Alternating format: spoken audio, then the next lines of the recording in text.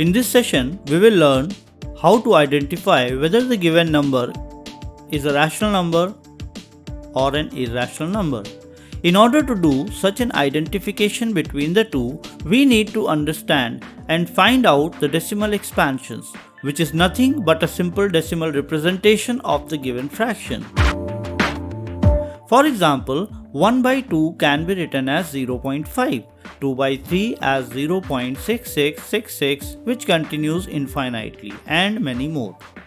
Let us take three different fractions to understand the method properly. Our first fraction is 10 by 3, second fraction is 7 by 8, and third fraction is 1 by 7.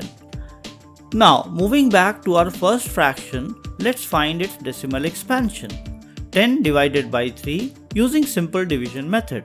3 3s are 9, remainder 1. We put a decimal in the quotient and put a 0 next to 1 in the remainder, making it 10. So, we get the same division again and again. It never ends. You can clearly see that there is a formation of a loop structure, which means we are repeating the same process again and again, getting the quotient as 3.333, which continues infinitely. Looking at this quotient, we can conclude that this is a non-terminating and recurring number. It means we are not getting the remainder as 0 ever, due to which the division never ends, and we are getting the same number or pattern repeating itself in the quotient infinitely. Now, let's take the second fraction, which is 7 by 8.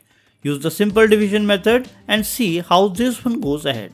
We put a decimal in the quotient, add 0 next to 7, making it as 70. Now, 8 8s are 64, remainder 6. Put a 0 next to it, becomes 60. 8 7s are 56, remainder 4. Put a 0 next to it, becomes 40. 8 5s are 40, remainder 0, the end of division. You can see, in this case, we are getting the remainder as 0, and so the division ends. This is a terminating decimal where remainder gets down to 0 after certain steps.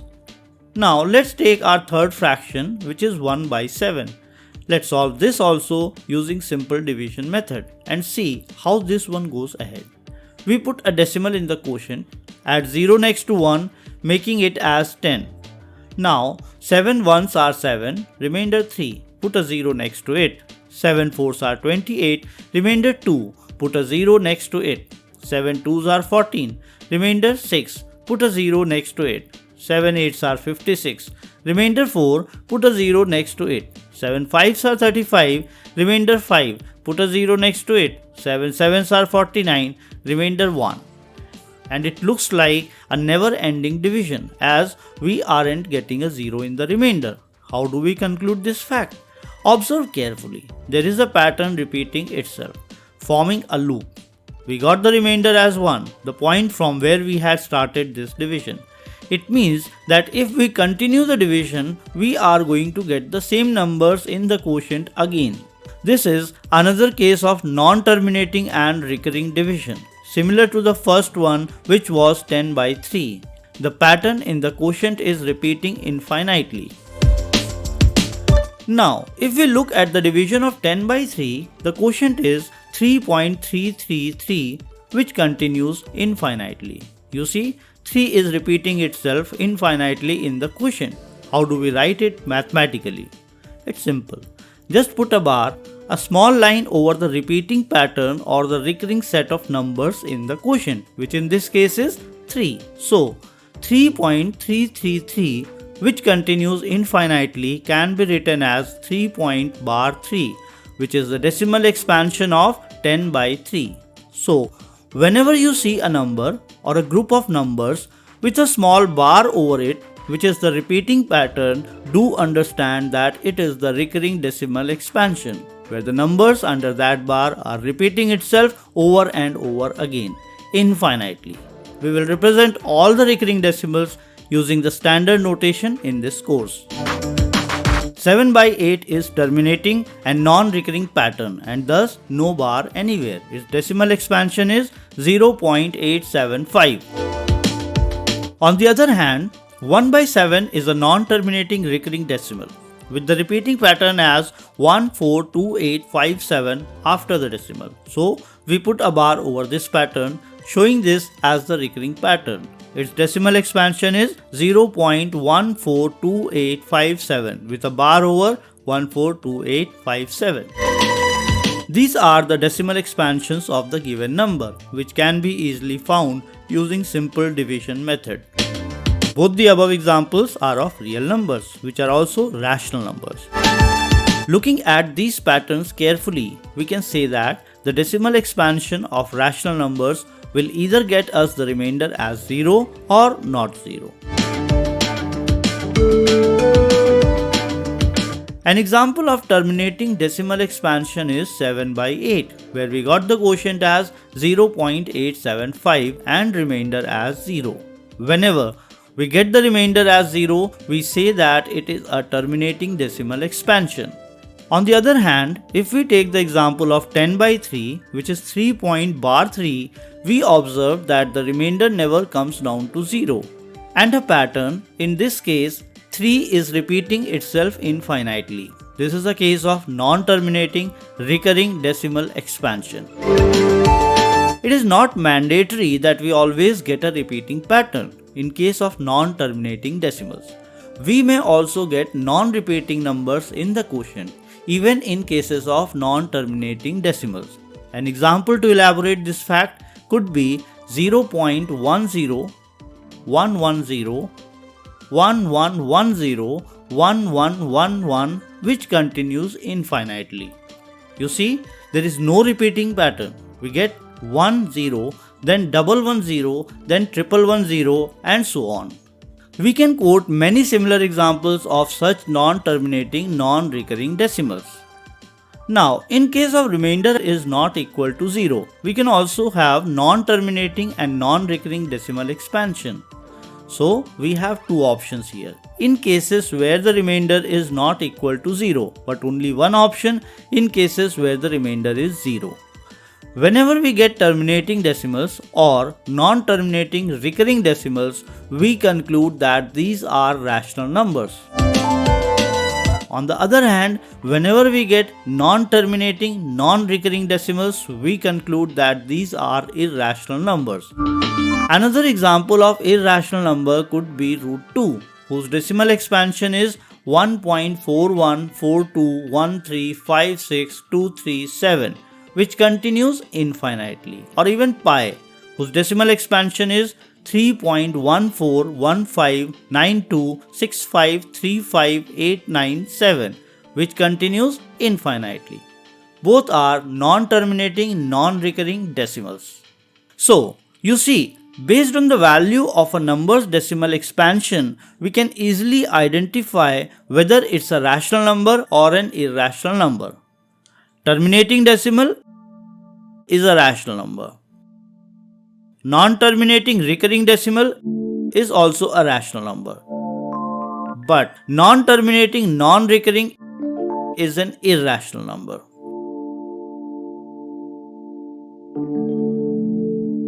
Remember, dividing 1 by 7, we got 0.142857, non-terminating recurring decimal, thus rational number.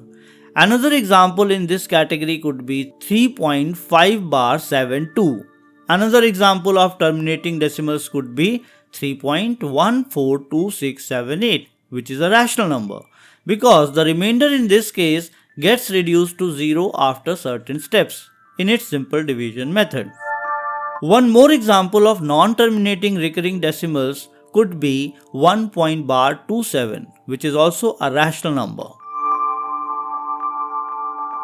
In a nutshell, we can say that every number with a terminating decimal expansion and also a non-terminating recurring decimal expansion can be written as P by Q, where P and Q are integers and Q is not equal to 0. Thus, such numbers are rational numbers. We can also say that the decimal expansion of all the rational numbers could either be terminating or non-terminating recurring only. On the other hand, a number whose decimal expansion is non-terminating and non-recurring are irrational numbers, because these numbers cannot be written in the form of p by q, where p and q are integers and q is not equal to 0. We can also say that the decimal expansion of all the irrational numbers will always be non-terminating, non-recurring only. Need a better, quicker and easier understanding of the entire concept? Well, check decimal expansion of the given number. Terminating? Yes, it is a rational number. No? Check if it is recurring. Yes, it is a rational number. No, it is an irrational number. See how easy it is to identify whether the given number is rational or irrational. Now, let us understand how to convert a given rational number from its decimal representation form to its equivalent fraction in p by q form. As we have already seen, we can have two types of decimal representations to convert from. First, terminating. Second, non-terminating, recurring. Let's understand the first one first, terminating decimals, with the help of an example.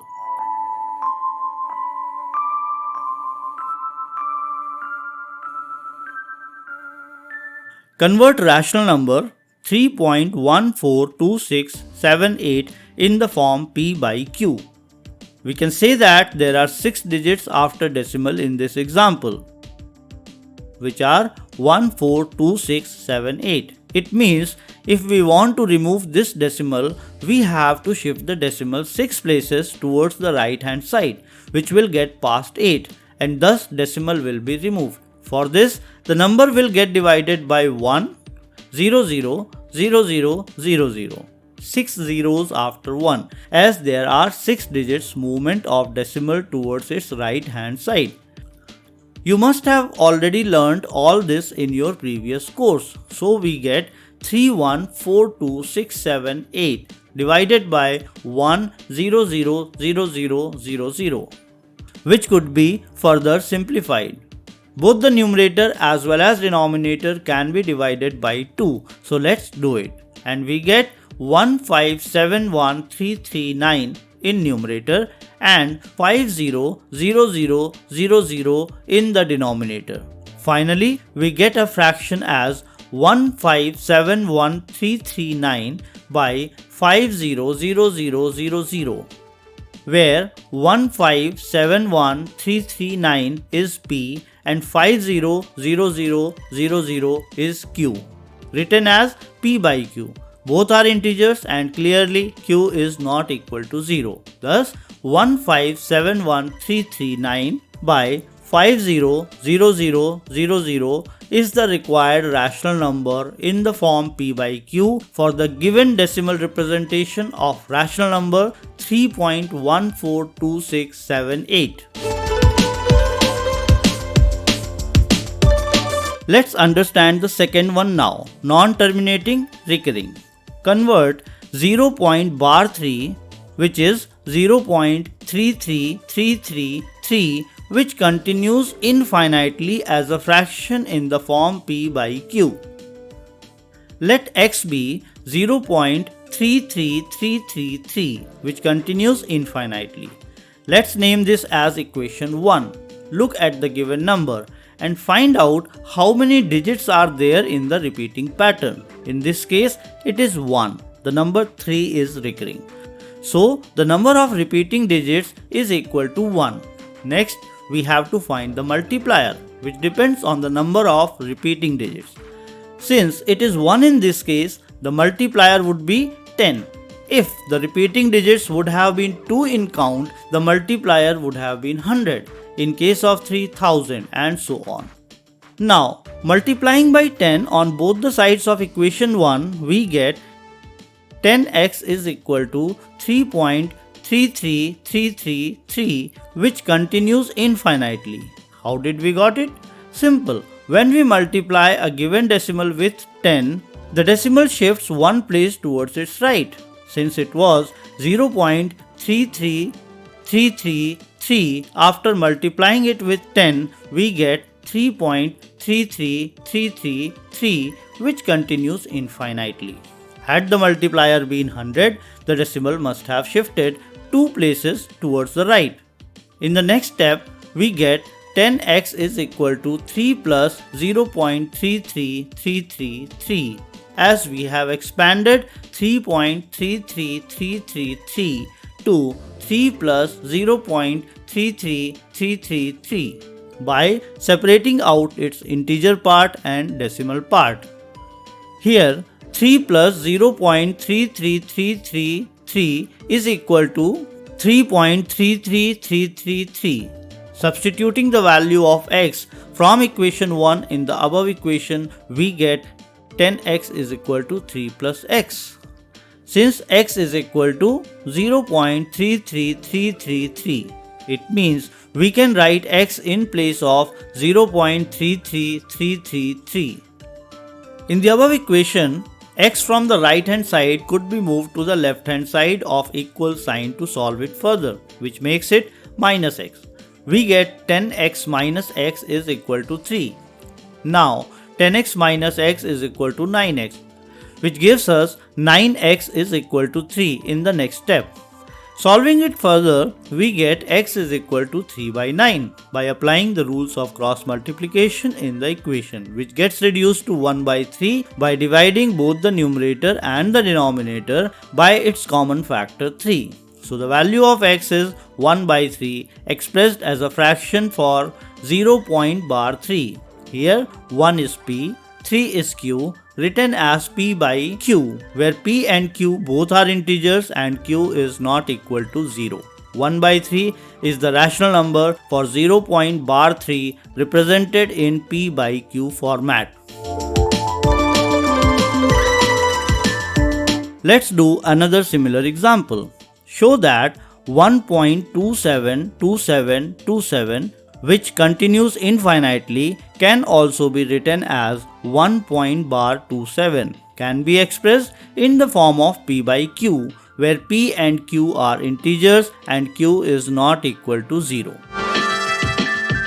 Number of repeating digits in this question is 2, as the pattern 27 after decimal point is repeating itself infinitely. So the multiplier here will be 100.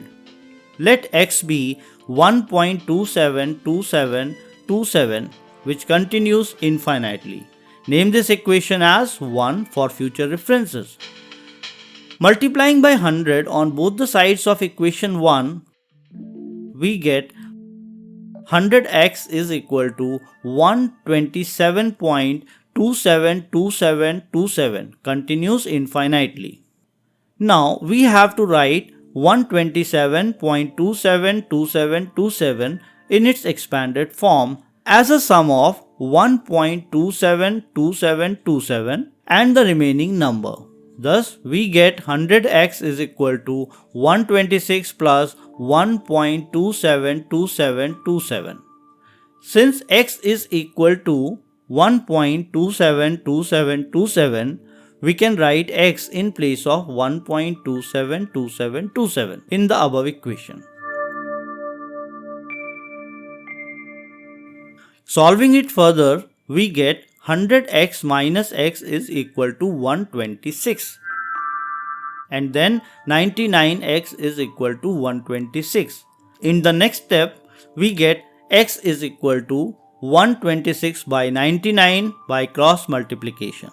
Simplifying it further by dividing both numerator and denominator by its common factor 3, we get 42 by 33. And then dividing both numerator and denominator again by its common factor 3, we get it simplified to 14 by 11. Here 14 is p, 11 is q, and 14 by 11 is written in the form of p by q, where q is not equal to 0. Moreover, p and q both are integers. Thus, 14 by 11 is the required rational number for the given decimal representation 1.27. Let's do one more similar example. Show that 0.2353535, which continues infinitely, can also be written as 0.2 bar 35, can be expressed in the form of p by q, where p and q are integers and q is not equal to 0. Let x be 0.2353535, continues infinitely, and name this as equation 1 for future references. Number of repeating digits in this question is 2, as 3, 5 are repeating infinitely. So the multiplier here will be 100. Please note that the recurring digits in this question are not exactly starting after the decimal point, rather after one digit, which is 2 in this case. Anyways, that doesn't matter as far as the process to solve similar questions is considered. Now, multiplying by 100 on both the sides of equation 1, we get 100x is equal to 23.535353, continues infinitely, and you know how. We have already discussed it in previous examples. In the next step, we get 100x is equal to 0.2353535 plus the remaining number, which is 23.3. Since 0.2353535 is nothing but x, we can write x in place of it. So we have 100x is equal to 23.3 plus x. Solving it further, we get 100x minus x is equal to 23.3. Then 99x is equal to 23.3. Removing the decimal from 23.3, we can write it as 233 by 10. Solving it further, we get x is equal to 233 by 99 into 10 using cross multiplication is equal to 233 by 990. Thus, 0.2 bar 35 is equal to 233 by 990, where 233 is P, 990 is Q. 233 by 990 is written in the form of P by Q, where P and Q are integers and Q is not equal to 0.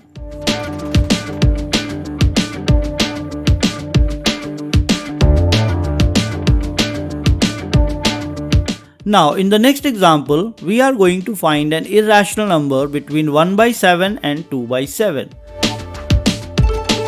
Since 1 by 7 is equal to 0.142857, which we have already done by using simple division method right in the beginning of this session. Therefore, 2 by 7 will be 2 into 1 by 7, which equals 2 into 0.142857 equals 0.285714. Now, we have to find an irrational number between these two rational numbers.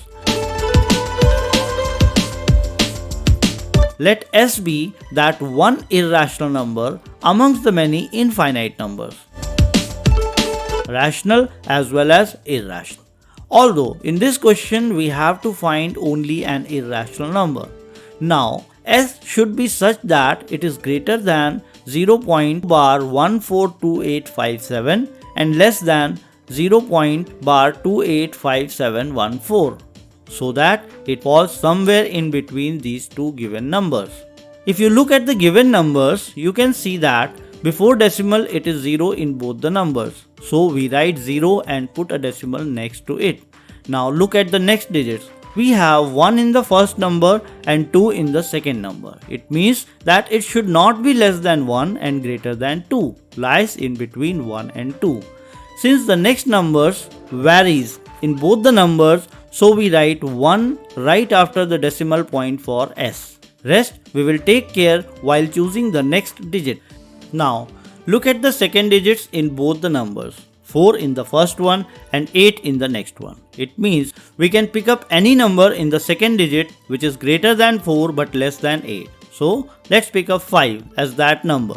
Now we got the point of reference here and can fill any random non-repeating digits after this. Let's write these as 01, 5001, 50001, 50001 and so on.